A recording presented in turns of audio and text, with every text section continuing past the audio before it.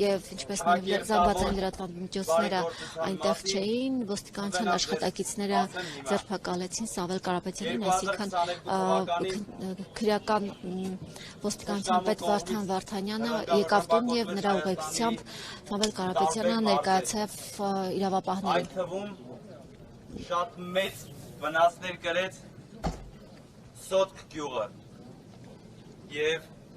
պարոն Կարապետյանի խիստ հրահանգով շատ հրատապ արագ ուսումնասիրվել է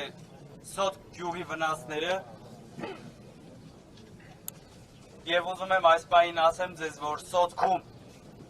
վերակառուցվել է 146 տանիք, ամբողջությամբ վերակառուցվել է միանման, որից հետո բոլոր 146 տների ճակատային մասերը ամբողջությամբ նորից վերակառուցվել են։ Այդ 146 տներից մոտավորապես 25-ից 30 տունը ընդհուպ միջև 4 պատից 3 պատը վերակառուցվել է։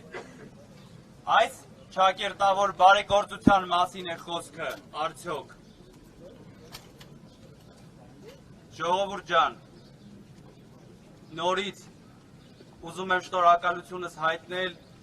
ձեր աջակցության համար, պարոն Կարապետյանին, հայ առաքելական եկեղեցուն։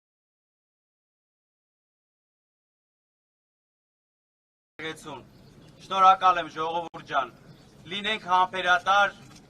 աղոթենք Աստծուն, որ հաղթի բարին։ Շնորհակալ եմ շատ։